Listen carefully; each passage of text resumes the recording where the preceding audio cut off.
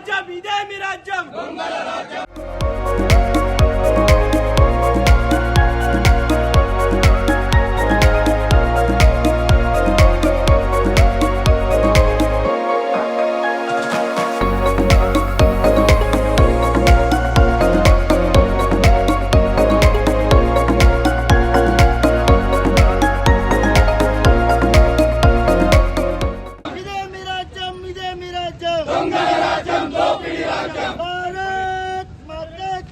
ప్రజా చైతన్య వేదిక ఆధ్వర్యంలో వివిధ కుల సంఘాలు వివిధ రాజకీయ నాయకులు అన్ని పక్షాల వారు ఈరోజు సబ్ కలెక్టర్ గారికి మెమోరియల్ ఇవ్వడం జరిగింది. అదేవిధంగా బైంసాపట్నం ప్రజలు బంద్ కూడా చేయడం జరిగింది. దీని ముఖ్య ఉద్దేశం ఏమిటంటే బైంసాపట్నంలో ఏదైతే ఈ ఓటర్ లిస్ట్ ఉన్నదో చాలా అవకతవకలకు కూడా జరిగింది. ఏ రకంగా అంటే బైంసాపట్నంలో ఒక కమ్యూనిటీకి సంబంధించినటువంటి ఓట్లు చాలా మంది ఓట్లు ఈ వార్డులో లేకున్నా కూడా ఆ వార్డు ఎక్కించడము, అక్కడ ఉన్నటువంటి వాళ్ళు ఎగ్జాంపుల్ ఇంతకు ముందు మా వాళ్ళు చెప్పారు, ఏదైతే ఒక హిందూ కుటుంబం ఉన్నటువంటి ఇంటి పైన ముస్లిం ఓట్లు ఎక్కేయడము. అంతేకాకుండా ఇప్పుడు ఏదైతే డ్రాఫ్టింగ్ అనేది 10 years కి ఒకసారి జరుగుతుంది. బైంసా మున్సిపల్ ఎన్నికలు 2019 వచ్చినప్పుడు 23 వార్డులకు 26 వార్డులు కావడం జరిగింది. అప్పుడు 23 వార్డులకు 27 వార్డులు అయినప్పుడు ఒక డ్రాఫ్టింగ్ అనేది క్లియర్ గా హద్దులు అనేవి ఉంటాయి, తూర్పు పడమర దక్షిణ ఉత్తరము. ఆ రకంగా తూర్పు పడమర దక్షిణ ఉత్తరం ఏదైతే హద్దులు ఉన్నాయో హద్దులలో ఉన్నటువంటి ఇళ్ల యొక్క సంబంధించిన ఓటర్ లిస్టు మాత్రమే ఆ వార్డులో ఉండాలి. కానీ అలా కాకుండా హద్దులు దాటిపోయి ఈ ఒక ఏదైతే రోడ్డు ఉంటుంది రోడ్ సైడ్ ఇల్లు ఉండాలని చెప్పేసి అంటామో అలా కాకుండా వేరే దిక్కు నుంచి ఓట్లు తెచ్చగలపాడు.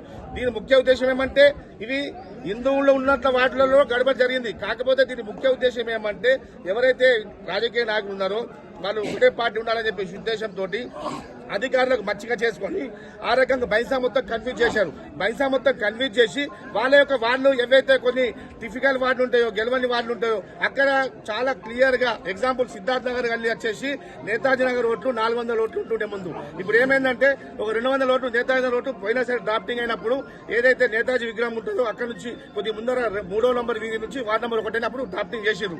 ఇప్పుడు 3వ నంబర్ వీధి నుంచి అయితే రోడ్ నెంబర్ 3 తర్వాత వార్డు నెంబర్ 1 ఉండాలి, రోడ్ నెంబర్ 3 తర్వాత వార్డు నెంబర్ 13లో ఉండాలి సిద్ధార్థ. కానీ అక్కడ ఒక 150 ఓట్లు ఈ వార్డుకెళ్ళి తీసుకెళ్లి ఆ రోడ్లో వేయడం జరిగింది. అంటే మీరు అద్దులైతే ఇప్పుడైతే చేంజ్ కాలే, 10 సంవత్సరాలు ఒకసారి అవుతుంది. మరి ఇవి ఎట్లా వేయినాయి? మేము కలెక్టర్ గారికి అదే అడుగుతున్నాము.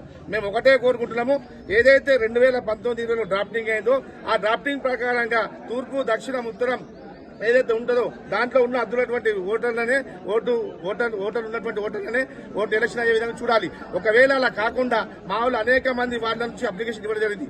వీళ్ళు చెప్తున్నారు అధికారులు టైం ఉంది, ఇంకా 10 రోజులు ఉంది, మేము చేంజ్ చేస్తామని. ఒకవేళ చేంజ్ చేయకపోతే ఇదే ప్రజా చైతన్య వేదిక ఆధ్వర్యంలో ఎన్నికలను బహిష్కరిస్తామని చెప్పి స్పష్టంగా మీడియా ద్వారా తెలుపుతున్నాము. అంతేకాకుండా ఒక కమ్యూనిటీ సంబంధించిన ఒకటే ఓటు 10 చోట్ల ఉందన్న, ఒకటే ఓటు 10 చోట్ల ఉందంటే ఆ రకంగా ఒక ఓటు 10 చోట్ల బైంసాలో దాదాపు 500 మంది ఓట్లు 10 చోట్ల ఉన్నాయి. దయచేసి కలెక్టర్ గారికి మేము ఇవ్వడం జరిగింది, రిసీప్ట్ కూడా తీసుకున్నాము. గౌరవ మా హైకోర్టుకు మా న్యాయవాది ప్రవీణ్ గారు నిన్న కోర్టులో పీరియడ్ జరిగింది. ఈ రోజు స్టే వచ్చే అవకాశం ఉంది.